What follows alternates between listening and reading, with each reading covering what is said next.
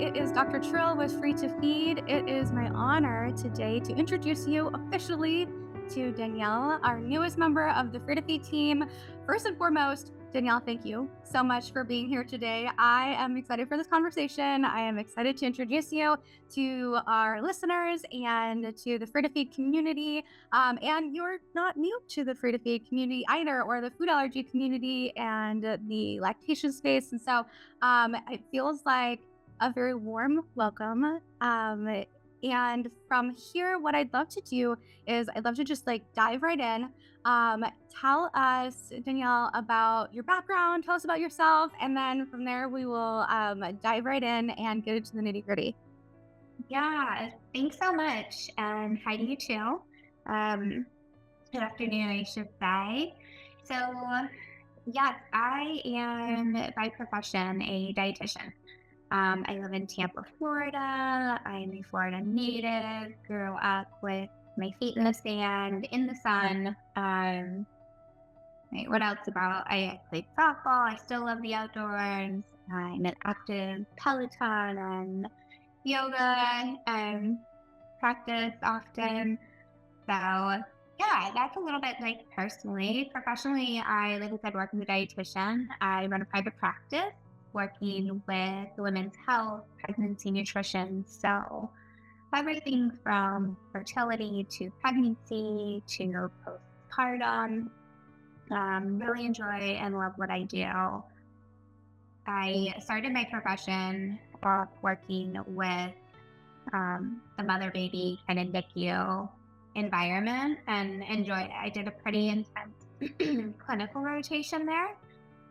And with that, just kind of realized that not everyone was sort of the crunchy granola that I wanted to see with nutrition and spread my wings. I worked with adult, I worked outpatient, I worked as a retail dietitian in a grocery store even. Super fun.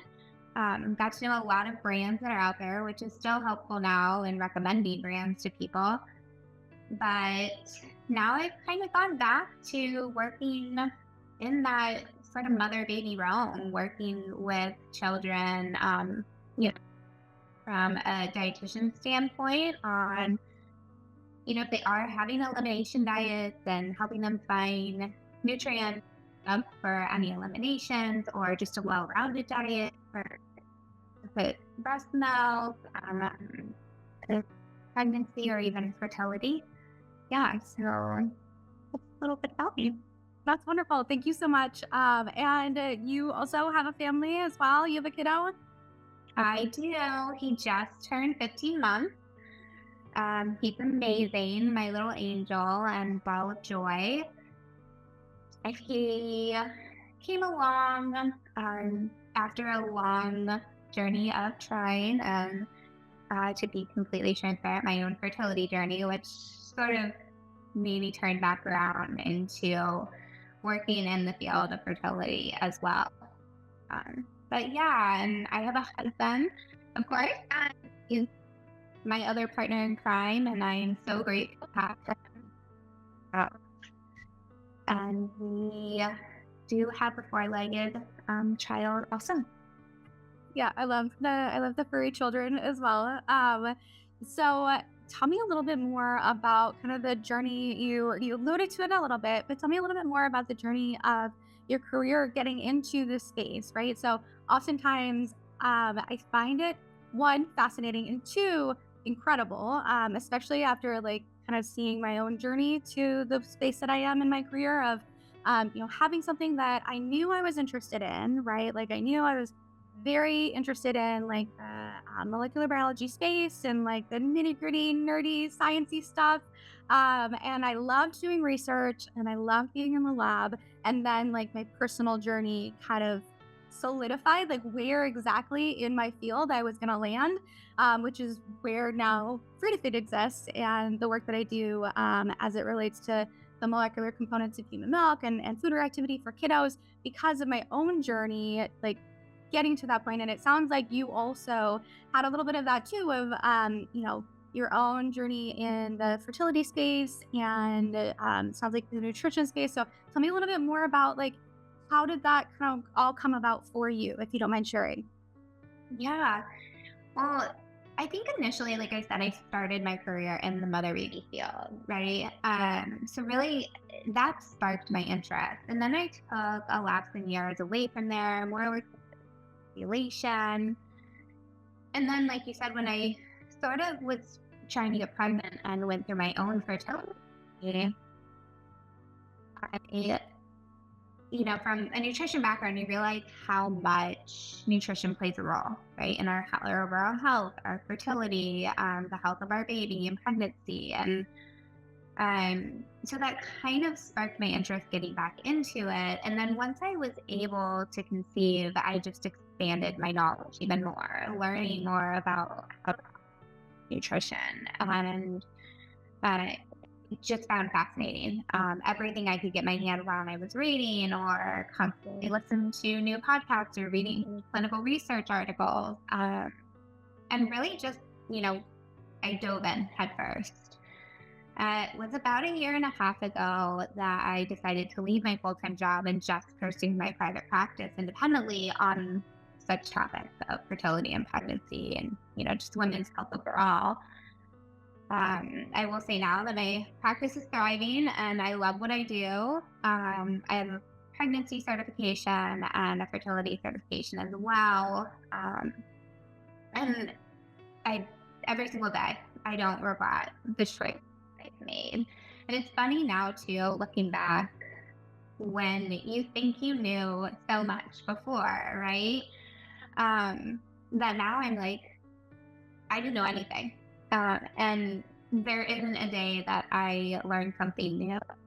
Um, so it's, there's new research that comes out, or there's a new product, or they find a new supplement, some kind of food or something along those lines to help with fertility.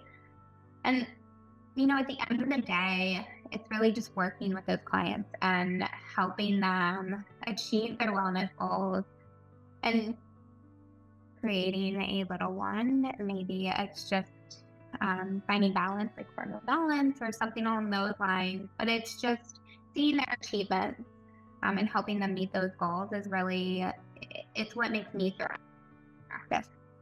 I appreciate that. And like, first, huge kudos to you for making that leap, because that's not an easy leap into like, okay, I'm going to do the thing. I'm going to get into private practice. And because it's a lot more, right? Like the things of between, working for another organization versus bringing on a lot of that risk, a lot of that like admin stuff. Like there's so much. And more is can be scary, right? It can be scary. And so like massive kudos to you as someone who has had to live and breathe learning how to be an entrepreneur while just wanted to be a scientist. Kudos, the bras off to you. And then on the other side too, I really relate to what you mentioned about like constantly learning. And I think that's my favorite part about what I do as well, is that every day is different. Every single day there's a different type of journey that we're helping with. There is more research coming out, and I really love that as like a science-based company, we get to lean into that, right? Like we don't ever have to be in the space of like, this is the way it is and this is the way it'll always be. It's constantly like, oh, we learned more things, like look, what else can we learn? There's more research. How do we push more research? How do we get more information so that we can empower these families to, have an even easier journey in any way, shape, or form, right? Because right now, and to this date, it's been hard. It's for all of us, for most of us, if we're navigating infertility, if we're navigating food reactivity, if we're navigating so many different health things that are also intertwined with our nutrition, that then has really like lackluster is the nicest way I could say research behind it, right? And so like here's some more of that, and also here's to like being in a field that's like you get to constantly learn and constantly hear more things and really expand, which I love. There's no like stagnation here. We're just like, let's push forward, let's be better, let's improve all of this stuff. Absolutely, it's incredible. Yeah. And so with that, I would love to hear your thoughts on, I feel like, and I'm sure like I'm, banging the drum that like you carry around every day, all day long. But I feel like especially in our society, there's such a lack of focus on the nutrition side of things. Um, and I know I experienced this with my own like food reactivity journey with especially my oldest because I was just told like take all these things out of your diet. And then that was it. Like nothing else about like and these are the nutrients you may be deficient in. And let's actually see what your diet looks like now that you've eliminated a vast majority of what you normally eat every single day. And let's test, right? And let's check, let's do an analysis. There was none of that like at no point. And even though I would go in and I had many points along my lactation journey where I would be like, I've lost a ton of weight.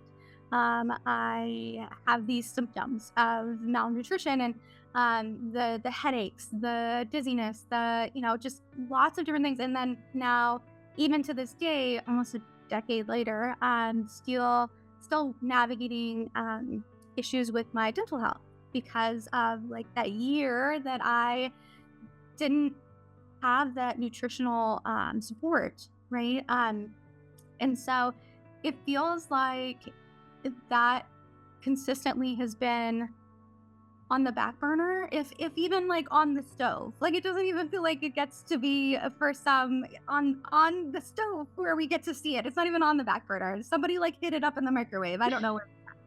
I would love to hear from you of like your standpoint in the nutrition realm. Like, what are like the biggest things that you wish were taken much more like seriously, and areas that you see like the biggest gaps right now?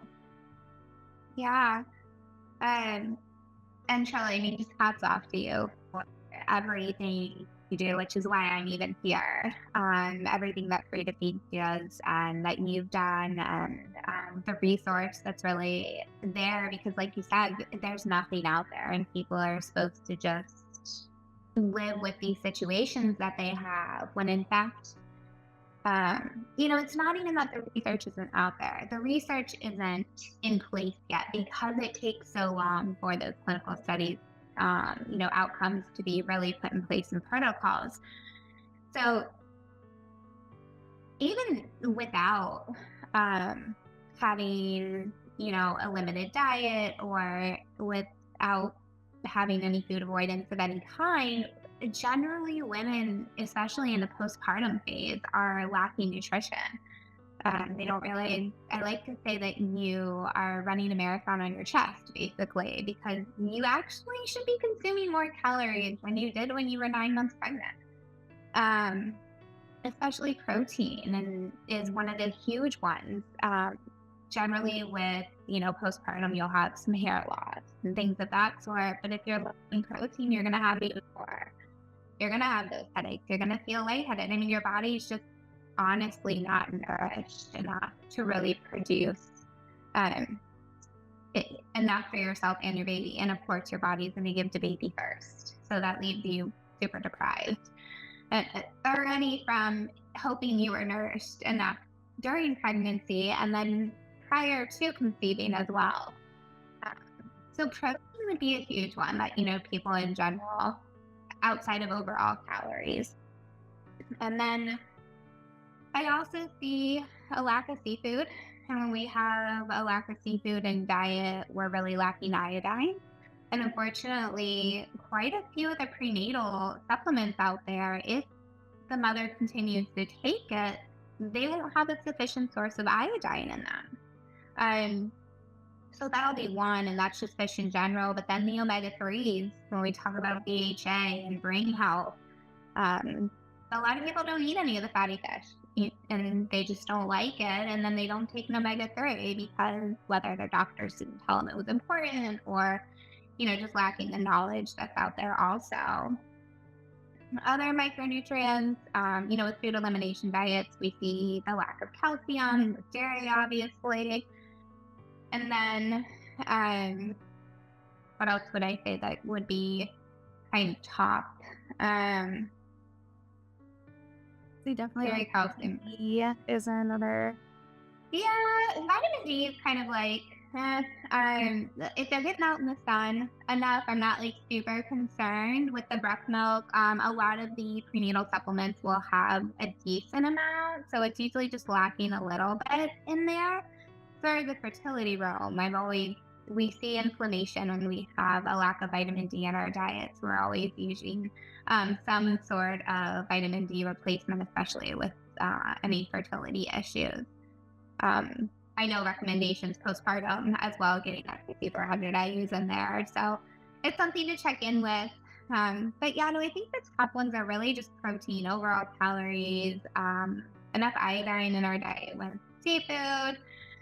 And then if they are eliminating anything else, to make sure that they're making up with it with other foods, including like tofu or some kind of edamame, something else that would be high in calcium as well. And then I guess iron too, depending on, if we're eliminating any animal proteins and getting enough of that heme iron that would be most bioavailable to them. Yeah, yeah, for sure. I appreciate that. And I think that one thing that's really interesting as we talk about the seafood side. So, one thing that like kind of pinged for me is that many don't know is that for a good portion of the families that we're working with that have kiddos with these non IG mediated food allergies, right? So, like the food allergies that aren't eliciting the anaphylactic shock reactions, it's not the hive response, it is the bloody stool, the reflux, the eczema responses and stuff. It's actually much less likely that those kiddos are going to be reactive to fish and shellfish than it is that they're going to be reactive to something like oats and rice. And so, and if you're like hearing that and you're like, what? It's not uncommon. And I was even told that with my oldest. At one point in our journey, and there were so many points. At one point in our journey, I was told like remove top allergens, but the top allergens in society are those foods most likely to elicit a life-threatening allergic reaction. And a vast majority of our kiddos, thankfully, not all of us, but thankfully a good portion of us have not that type, right? And so the foods that are more likely to elicit that kind of reaction, the anaphylactic style reaction, can be the seafood side of things. And so oftentimes parents are told remove seafood from your diet if your baby has blood in stool, when in reality, that's not very likely. That's much less likely that like salmon is causing that problem than it is that oats is causing that problem. And so we're like, yeah, go on a top allergen diet based on these life threatening food allergies that isn't the type that your baby is experiencing. Go live off of oats and try to like get in enough protein and omega 3s and iodine and all these other micronutrients as well that like we're not going to get from those foods. And so another piece too to mention that I think is important when you're talking about seafood too is that they're not all the same as it relates to allergenicity, right? So you can be allergic or have a kiddo who's allergic to salmon and be perfectly fine having cod, right? Or vice versa. And so it's so important to note that. And we help families through like cross reactivity, right? Like if you, okay, I know for sure my baby's reactive to sardines. Okay, we can help you through what other, fish are more likely to be an issue and what fish are less likely to be an issue that we could try to still get in because they're so impactful as it relates to our nutrition. So I really appreciate that you brought up seafood, especially, and all of the different ways that it can be helpful, especially like when you talk about things like sardines and other fish like that. We can really make up for a lot of the calcium that we're missing via losing cow's milk just by some of these like more bony fish, which most people don't think of, right? Which is why it's so helpful then to have somebody with your type of background to say like, okay, we're going to do an analysis of the dietary intake. And you're right that like, it's not just about like this snapshot right this moment, but there's a, preconception and then while you're pregnant and then postpartum, it all kind of flows together.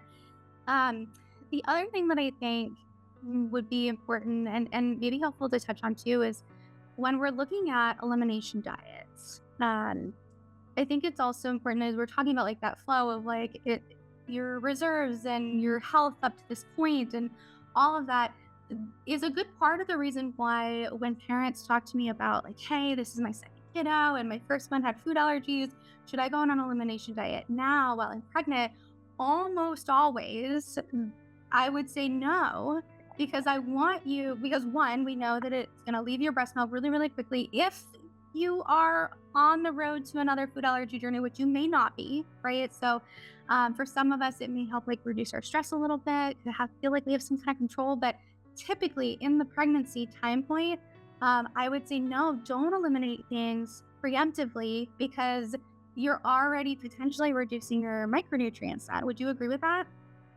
Yeah, and even like outside of reducing your micronutrients, the research has shown the more exposure that you have a diversity in your diet will produce less allergies, hopefully in baby, or at least that's what reports and studies have shown. So no, we always encourage, especially like variety of nuts, peanuts, almonds, pistachios, and then of your seafoods, right? Your shellfish, your whitefish, your fatty fish, omega-3 rich fish. So yeah, diversity is huge. And to come back to elimination diets in general, we never want to keep someone on one. So I think outside of yeah, outside of really promoting an elimination diet to designate what the issue is or maybe clarify like what the problem and maybe sensitivity is, and then the reintroduction period. That's really key, I think, to getting all those micronutrients, macronutrients back in their diet as quick as possible. Love that Free to Feed, recommends kind of starting that reintroduction as soon as we can figure out what the trigger is.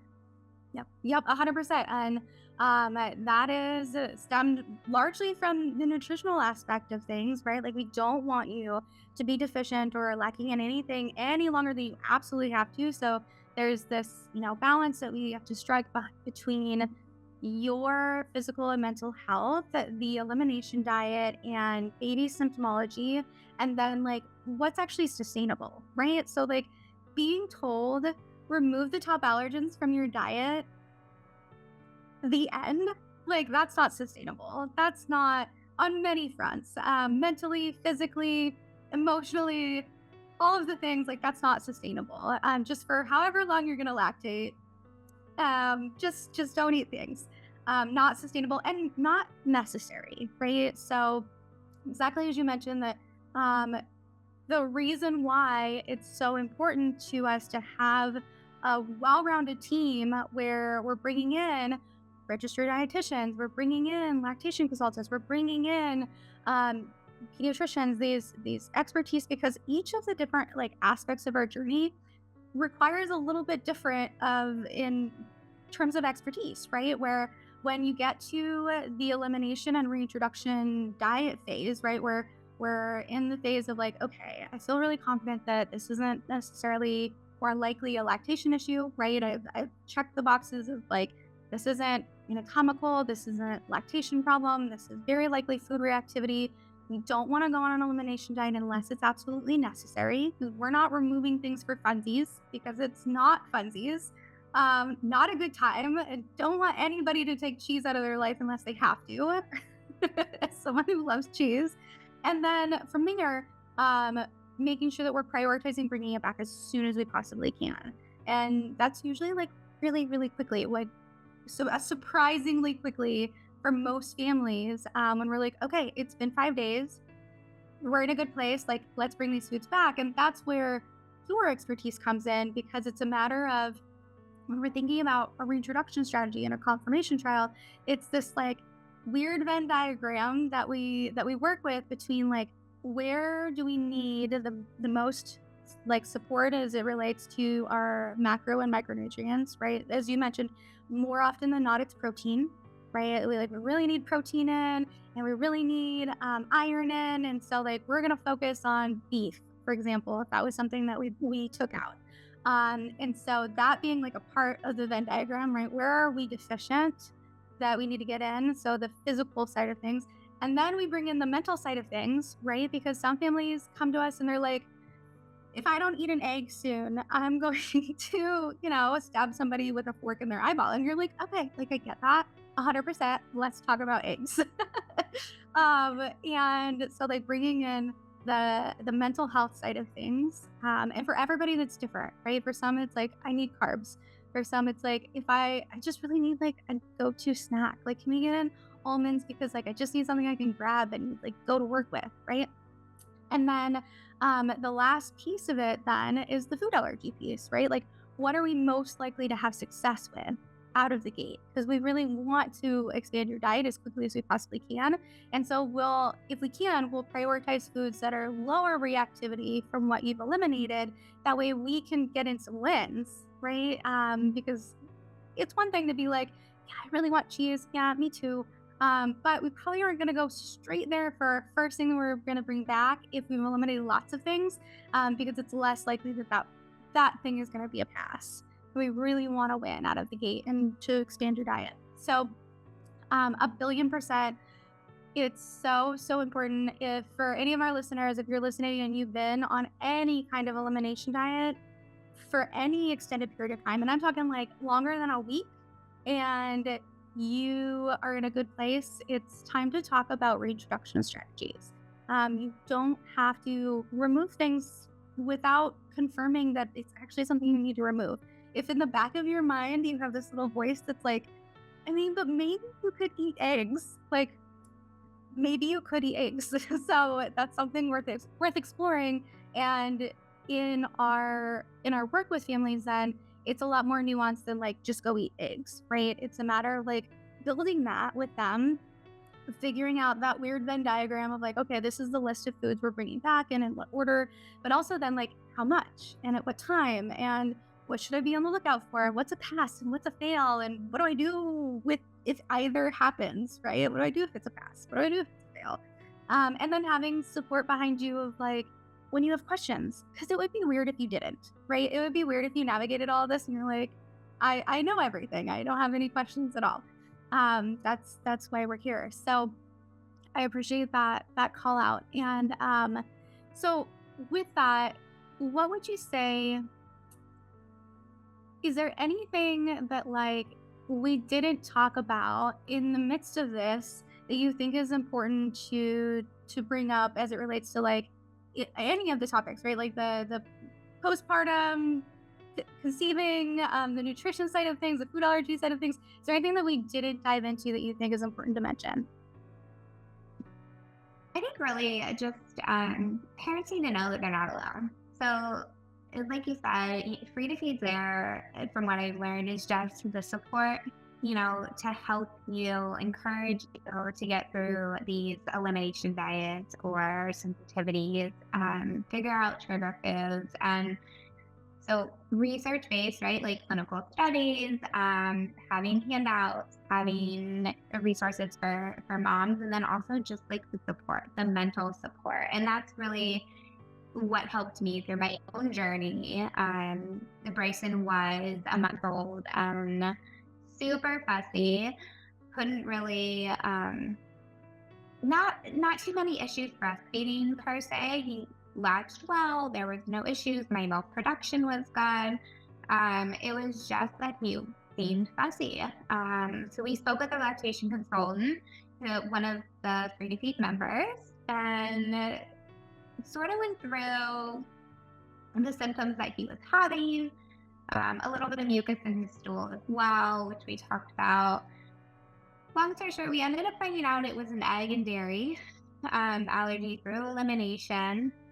So I've kind of been there, and I think just having the support and the guidance of these are the foods that you need to eliminate, and then sort of when we could add them back in.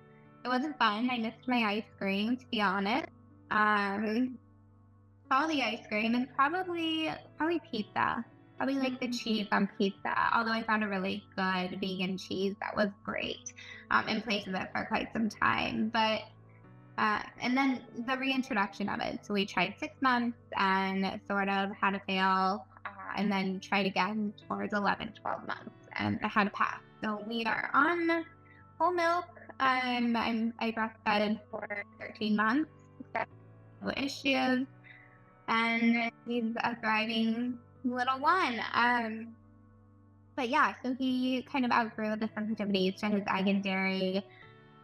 But all in all, just really having the support and parents just know that they're not alone and there are resources and support out there and they don't need to do it alone. So to reach out. Yeah. Yep. Yep. No, I totally agree. And I appreciate you sharing that. I think that it's interesting in this space. One thing that I want to mention too is that like you had mentioned like, yeah, I've kind of been through it. Like you know, you have been through it. You haven't kind of been through it. You've lived it, breathed it, done it. I think that it's super common and I'm a billion% guilty of it too, of like kind of, you know, like minimizing what we've been through. But like you had a kiddo that had you know, non-IG mediated reactions to dairy and egg, and you had to go on an elimination diet and navigate that and listen to, you know, really lean into your instincts of like, this isn't normal, right? Like this isn't normal. That I can feel it in my gut that like the symptoms that we're navigating with my kiddo, there's something else going on here. And then you followed the protocol of like, all right, I'm going to be on this elimination diet. I'm going to bring the things back, and see if it's a pass or fail and get to the other side of it. So you've seen like each of the pieces now, right? Like you lived it. The getting to the point of like conceiving, right? And then the excitement for that. And then having your little one and then having to be like, okay, like this is my first rodeo, but this feels off, something's off. And then getting to the point of like, okay, yep, I love ice cream. I also want to keep breastfeeding, right? Both things can be true at the same time, and continue to breastfeed through that elimination diet. I'm glad that you were able to find a good cheese pizza. Yeah, um, love my cheese pizza. If yes, I tell anyone the Whole Foods vegan cheese is amazing, just to make a call out there to Whole Foods. And I have yes. no affiliation with them. So um I was gonna yeah, ask but because if I didn't ask, I know somebody in the comments would be like, spill the beans, tell us the cheese. yeah, it's a great cheese, and I felt so prepared. And because I was a dietitian, I was like, I got this. And then to discover with the non-IgE mediated allergies to the egg and dairy, I am thankful that I had the knowledge that I did because there are so many hidden sources that are on top of that. And things that you would have no idea or why it says there's traces of this and the ingredients. And you're like, what does that mean? So I think just having the knowledge of my nutrition and my husband is so thankful that I had that as well because navigating it was definitely easier probably than for most. Um, and I can't imagine just, you know, not having the guidance or my education background and being in that same place. Yep, yep, 100%. And you also hit on the like support side of things, right? Like knowing that you're not alone. You don't have to do this alone, because this can be super, super isolating, right? Like you're technically the only person in your house that's got to be on this like silly diet and or what feels can feel silly but isn't. And you may not have friends around you who have navigated this, right? Like they don't understand or and literally everything in our lives seems like it's surrounded and about food in some way, shape, or form. Doesn't matter what you're doing, it's about food. And so it can be really isolating. And one of the things that we offer that we don't talk about nearly enough is one, as you mentioned, like those resources of like these are all of the billion ways that unfortunately dairy can be named in all your foods. And no, you can have a product that says that it's dairy free and still have dairy in it, and this is why and how frustrating that is. And also on like the support side of things, we offer for those families who have done consults with us in some of our courses, we offer a Facebook group that is moderated exclusively by Free to Feed. that they can go in and have those like those questions of like, I need a cheese pizza. What you guys got, right? Of, what's your favorite ice cream that is free from these items? What do you think of this diaper picture? What do you think about the skin issue, right? Like those questions where most of us wouldn't have like a group chat that would fit into, right? No one wants to see our diaper pictures except for, I mean, I do, but where you can go and have that kind of like long term and continuous support, and it's like the most loving space, and I love it. So, a little like shout out to that too. Is there anything else that we didn't hit on that you think that we need to talk about? No, I think you covered all your bases. I think that I'm excited to be there to help other families and little angels kind of get through this and help them feel better, hopefully. But yeah, just really support families and helping their little ones feel much better.